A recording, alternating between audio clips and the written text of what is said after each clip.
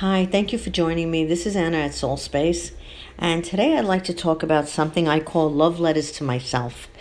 And what they are is it's a series of awakenings that I've had for several years now that I didn't know what they really were, but then the name came to me recently, so I feel it warrants at least making a recording about it. So for a very, very, very long time, whoever didn't show up for me in my life, my mom not the way I wanted, my dad, whoever, a brother, sister, friend, or whatever, I would feel somehow slighted, right? And I was really in victim mode at that time. So I really believed, like, why would you have done this to me? And how could you have felt that way? And why didn't you show up the way I needed? And then it would manifest in my relationships. I became an adult, I became a young adult. It would show up. The little girl would keep popping her head back up saying, pay attention to me. And I didn't know what to do with her. And then the masculine side of me would come up and say, oh, do you remember this? And it was like I was just being terrorized by myself. But it was all these figures who I had wanted to show up in my life in a certain way, but didn't. So even when I realized as I got older that that was probably impossible for everybody to show up for me in the way I would have liked, right? Otherwise, what are we here learning if everybody does exactly what we'd like them to do? There's nothing to learn. Life would just be bliss. And even though it's supposed to be by and large a good experience, we don't really learn through the positives. We learn more through the negatives. So what I used to do was every now and again, when I would get really to the peak of frustration, I would sit down and start writing. And I would write like a letter. And I mean, my letters went on. And I would write a letter and just say, you know what, I'm so disappointed. Why didn't you show up for me this way? Do you know how that made me feel? And blah, blah. And I was doing this as a form of just getting it out of my system, or so I thought at the time. I did this on and off, and then some years went by, and I found myself not wanting to confront a boss about something she had done at the time, which was really, really, really very upsetting. And I went into the bathroom and I spoke it out loud to myself. There was nobody in there, thank God. But I said to her exactly what I wanted to say, knowing I couldn't say it to her face without getting fired. But I did say, you know what, this was so uncool. You shouldn't have done that to me. And this is the way I really feel about it. And again, I got it out. So now I had figured out that I could write about it, I could talk about it, at least when no one was around. And it always felt like a big relief when I did that. Like I let out a big release, and I was like, this is a positive thing. So fast forward some years later, and I find myself calling my own number because I had to check that my answering machine was working. And as I did that, I found on the other end, my voice came up and said, hi, you've reached Anna, da, da, da, da, and leave your name after the beep. And just as as a typical thing, I guess for me, that the beep signal leave a message. So even though I knew it was me, I left myself a message. And then when I heard it back, I started to laugh and I thought, oh, that was really, really silly. But I did do it. And so what I started to see was there was a pattern that whenever I needed comfort or whenever I needed to hear my own voice or wherever I needed to know something, I would write it, I would talk about it, I would make a phone call.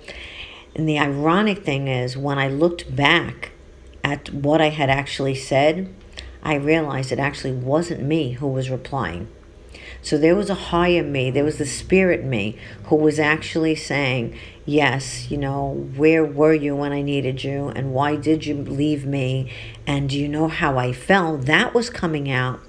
But underneath that was, you were never not loved. You were always going to be taken care of. This is just the way it had to be for you to get to where you are now. And I was like, what on earth? Where did that come from? Where did that come from? Because even if I wrote it, first of all, I didn't remember writing. And second of all, who would say that? I wouldn't say that to myself. So I started to get a little curious with the whole thing. And what I realized was each time I needed someone to show up for me, when I was writing it down, I was showing up for me, but not as Anna. I was showing up as the person. And I was able to tell them what I wanted to tell them. And my higher self, my spirit, was actually replying, saying, You were always worthy. You were always perfect. It had nothing to do with you, and you got hit this and that because this person felt this way, but it had nothing to do with you, and on and on and on and on. So once I saw that that was happening, I started to just pray on it. I started to meditate on it. I started to ask my own divine self and the universe, what is that? Where's that coming from? And who's saying that to me?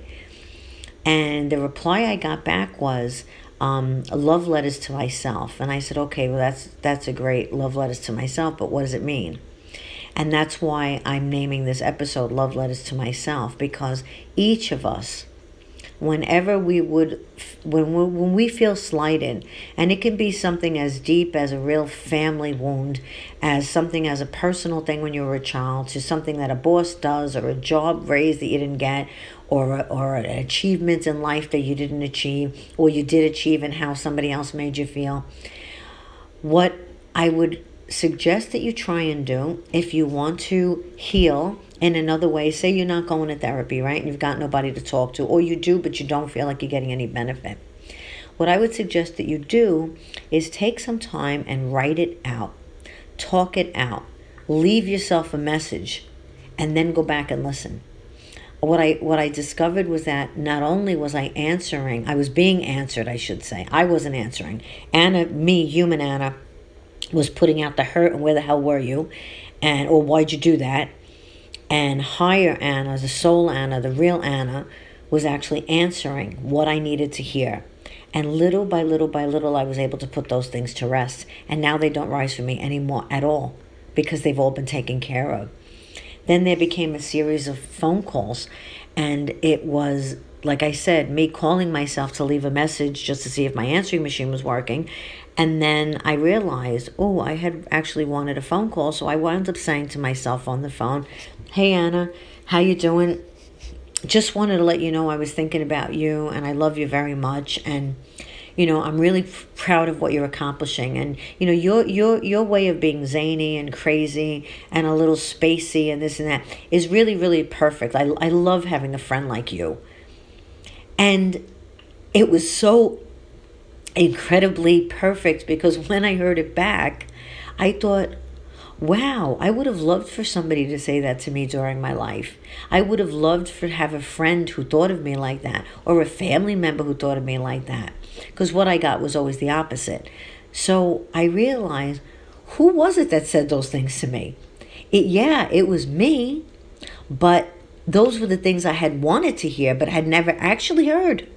So then I got on the bandwagon of I could actually leave myself messages when I'm feeling down, when I'm feeling good, which then led me to make affirmations in my own voice, so I could hear and impress upon my own subconscious in my voice what I wanted to tell me. So basically, I really became the captain of my own ship. And that was, it not only frees everybody outside of you, but it frees you. Because all those little wounds that you feel you have, you're able to heal yourself. All those little things you wish were said to you, you can say to yourself. All those phone calls that you wish you had gotten, you can call yourself. And whatever you want your new program to be, instead of the old one which causes you feeling lack and frustration and limitation and anger and whatever else is there, you can put in a new program.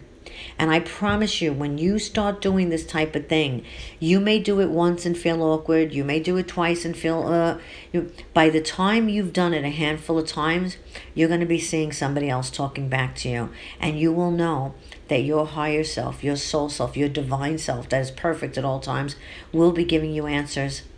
And I really, really highly recommend this, because as I said, it didn't start out with any genius plan at all. It started out just frustration. I would find myself sometimes just screaming in the room, like, what the hell's going on? You said, knock and it'll be opened, and seek and you shall find. Well, that's just total bullshit, because it hasn't happened. And I would go on a rant, or I was mad at the person I was with, or why did my kid call me, or why this, why that, why the other thing. And it was just kind of release. So it was no master plan here. It was just finding a way to get it out. And my thing happened to be writing. The beautiful part of it was that could have been okay if I was just venting. But when I started to see that my soul was actually coming up and saying, Anna, you got this. Like, you are loved and you were special, and it had nothing to do with you. And, or, you know what, that had to happen for you to walk through this door. Would you have gone through this door if that hadn't happened? If it was a little bit better, would you have settled? And I literally thought I had lost my mind when this started happening, and said, what on earth, who on earth is answering me? Because this is many, many, many years ago. So I wasn't aware of anything that I talk about now at that time. Of course, I was always in here, but I didn't know. I wasn't aware that it was happening. With the phone calls, when that started to happen, I thought it was just a quirky coincidence. Oh, here I am saying things to myself that I would have liked somebody to say to me. Here I am giving myself self-acceptance. Here I am giving myself self-love. I didn't know what even self-compassion was. I thought, like most people thought, if I had more self-esteem, that would be more self-worth.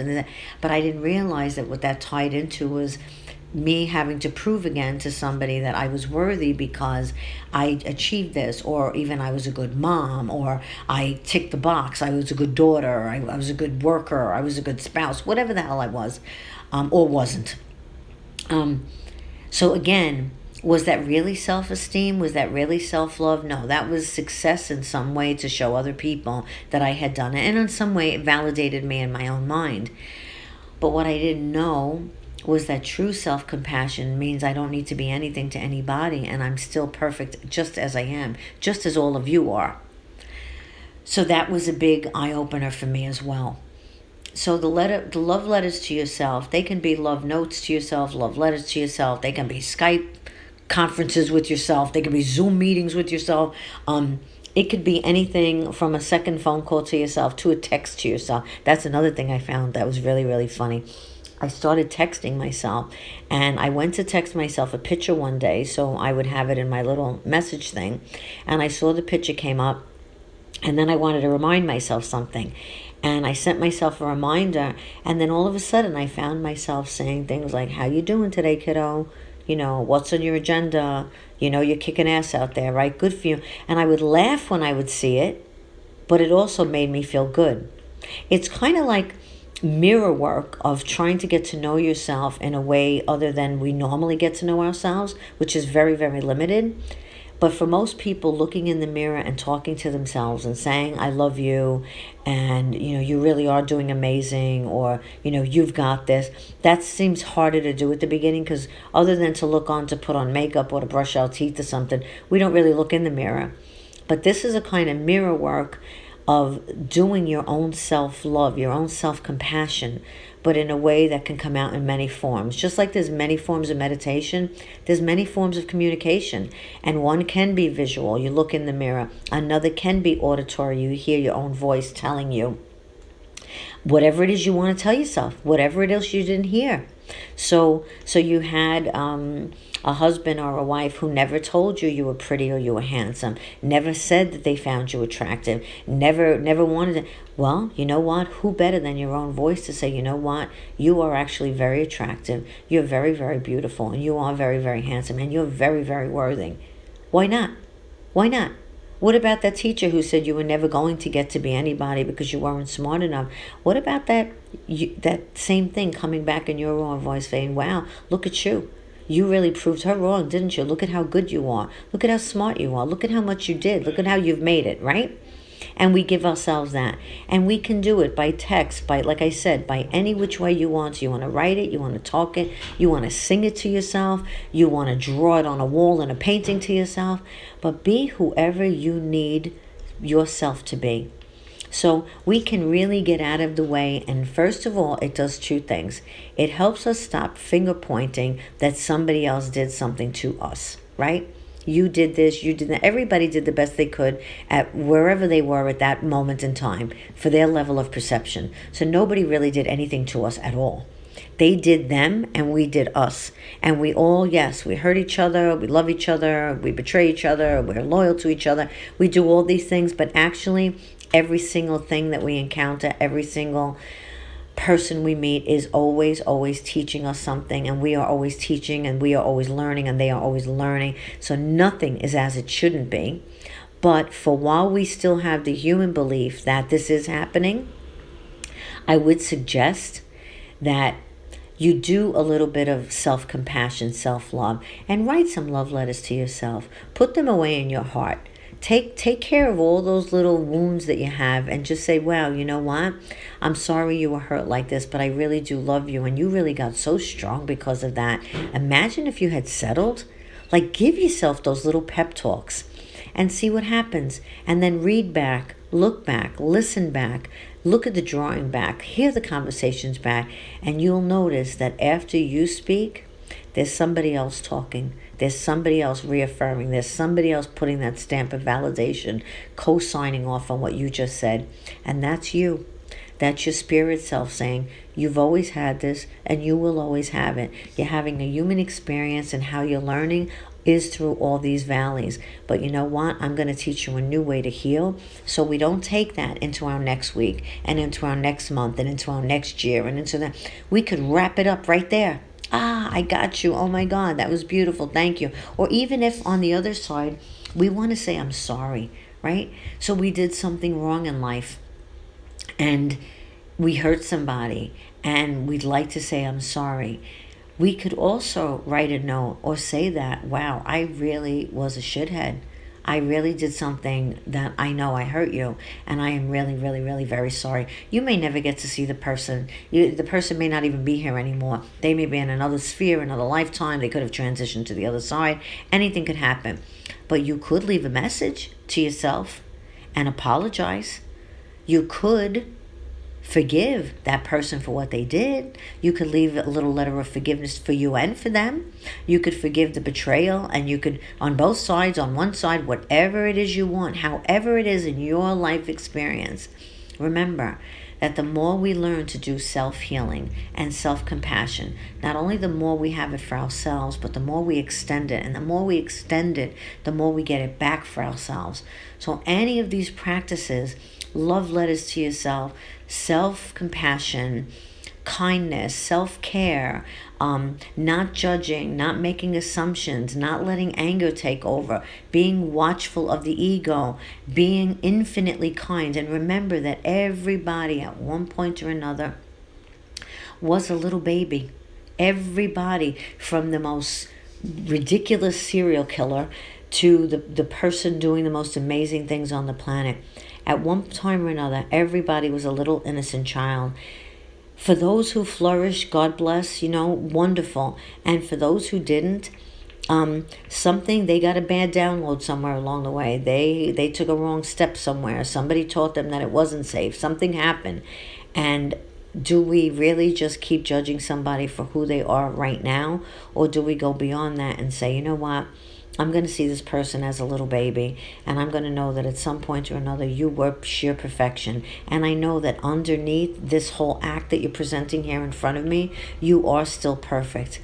You've just adopted some bad habits, and you've picked up some bad ways, and you've bought into all the conditioning and normalizations, and that you are really this and that. But I know better. And of course, do we have to say it to the person? No. But I mean, if you want to, you can, but most people are not going to be able to understand that or want to listen. But you can know it in your heart and extend that kind of love, that kind of compassion, that kind of acceptance, because whether they feel it or not energetically, you always do the right thing by extending it, and you always get it back. And we don't always have to be right, but we have to be kind, because when you're kind, you are always right.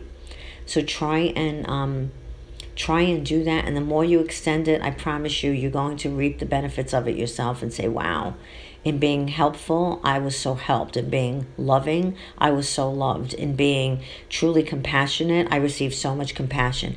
We can't not get it back, because as Spirit would say, when all is said and done and we wrap up this whole thing here, we will know that we were all creators of our own reality. We learned whatever it was we came to learn. Everybody played their part dutifully, beautifully, and exactly as it was supposed to be.